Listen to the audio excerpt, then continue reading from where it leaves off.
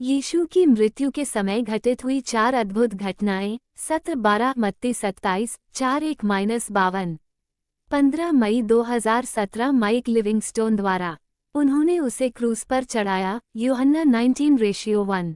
वो क्रूस पर मरने वाला पहला व्यक्ति नहीं था। ऐसा अनुमान लगाया गया है कि मसीह के समय तक रोमियो ने अकेले फिलिस्तीन में 30,000 लोगों को क्रूस पर चढ़ाया था। नहीं, वह अंतिम होगा। हालांकि यीशु एकमात्र व्यक्ति था जो खोई हुई दुनिया के पापों के लिए क्रूस पर मर सकता था और मर गया, अधर्मियों के लिए धर्मी, ताकि वह तुम्हें परमेश्वर के पास पहुंचाए। 1 पतरस 3:18। यीशु की मृत्यु की विशिष्टता को प्रमाणित करने के लिए मत्ती ने 4 असाधारण घटनाओं का वर्णन किया है जो यीशु की मृत्यु के समय घटित हुई थीं।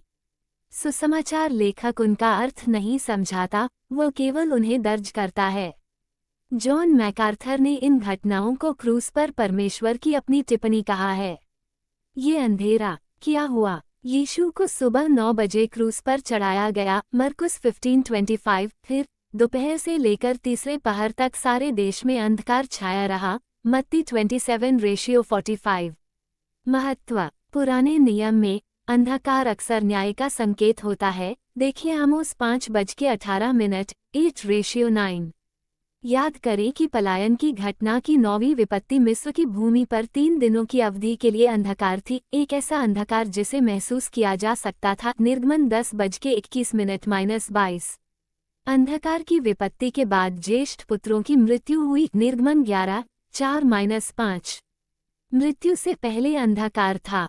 इसी तरह क्रूस पर परमेश्वर के पुत्र की मृत्यु से पहले अंधकार था।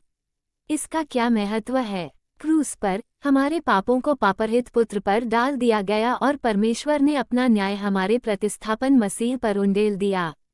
ईश्वरीय न्याय के संकेत के रूप में अंधकार मसीह की मृत्यु की प्रतिस्थापन प्रकृति को उजागर करता है। क्रूस पर यीशु ने हमारे पापों पर परमेश्वर के न्याय को सहन किया। देखे गलातियों 3:13। 2 कुरी 5:21। 1 पतरस 2:24। पर्दा क्या हुआ? पवित्र स्थान का पर्दा ऊपर से नीचे तक फटकर 2 टुकड़े हो गया। मत्ती 27:51। महत्व। कुछ बाइबल विद्वानों ने सुझाव दिया है कि यह वह पर्दा था जो यहूदियों के प्रांगण को अन्य जातियों के प्रांगण से अलग करता था। इफिसियों 2:14 के प्रकाश में ये समझ में आता है, जहां पौलुस ने कहा कि मसीह ने यहूदी और अन्य जातियों के बीच की दीवार को गिरा दिया है। हालांकि अन्य बाइबल विद्वानों का मानना है कि यह वो पर्दा था जो मंदिर के अन्य भागों से परम पवित्र स्थान को अलग करता था। परम पवित्र स्थान ईश्वर की उपस्थिति से जुड़ा था। उपासक कभी भी परम पवित्र स्थान में प्रवेश नहीं कर सकते थे, केवल महायाजक ही वर्ष में एक बार प्रवेश कर सकते थे। लेव्य व्यवस्था 16। मंदिर के पर्दे का फटना ये दर्शाता है कि मसीह के द्वारा सभी लोगों के लिए परमेश्वर का मार्ग खुल गया है। ऊपर से नीचे तक पर्दा फटना ये दर्शाता है कि यह परमेश्वर का कार्य था, न कि मानवीय प्रयास। देखें इब्रानियों 9:12। 10:19-20। भूकंप क्या हुआ? पृथ्वी थरथरा उठी और चट्टानें फट गईं। मत्ती 27:51। महत्व। फिलिस्तीन में भूकंप आना आम बात है, लेकिन इस बार ऐसा कुछ नहीं हुआ। भूकंप का समय और उससे जुड़ी घटनाएं बताती हैं कि यह एक अलौकिक घटना थी। बाइबल में भूकंप अक्सर ईश्वरीय रहस्योद्घाटन या ईश्वर के किसी अनोखे कार्य के साथ आते हैं। जब परमेश्वर मूसा को अपना नियम देने के लिए सिनाई पर्वत पर प्रकट हुआ, तो सारा पर्वत जोर से हिल उठा। निर्गमन 19:18। वॉरेन विर्सबे यीशु की मृत्यु के समय आए भूकंप को सिनाई घटना से जोड़ते हैं, ये सुझाव देते हुए कि कलवरी में आए भूकंप ने संकेत दिया कि मसीह में व्यवस्था की मांगें पूरी हो गई थीं।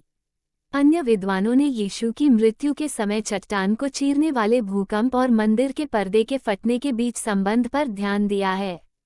स्टुअर्ट वेबर ने लिखा, भूकंप ने पर्दे के फटने के साथ हुई पृथ्वी को हिला देने वाली क्रांति की विशालता को दर्शाया। Holman new testament commentary. मुर्दे जीवित हुए। क्या हुआ? और कब्रें खुल गईं, और बहुत से पवित्र लोगों की लोथें जो सो गए थे, जी उठी। मत्ती 27:52। महत्व। कब्रों का खुलना संभवतः भूकंप के परिणामस्वरूप हुआ होगा। चमत्कार ये था कि बहुत से संतों को मृतकों में से जीवित किया गया। ये पुराने नियम के संत रहे होंगे। ये पुनरुत्थान यीशु की मृत्यु पर विजय को दर्शाते हैं। वे समय के अंत में आने वाली चीजों का पूर्वाभास देते हैं। अंतिम पुनरुत्थान जिसके बारे में पौलुस ने 1 थिस्सलुनीकियों 4:16 में लिखा है, मसीह में मरे हुए जी उठेंगे। 1 कुरी दोपहर के 3:20 भी देखें। इस प्रकार वे मसीह की मृत्यु और पुनरुत्थान के कारण सभी विश्वासियों की आशा का प्रतीक हैं। क्रूस पर घटित ये 4 अभूतपूर्व घटनाएं किस प्रकार कर्म आधारित उद्धार की संभावना को खारिज करती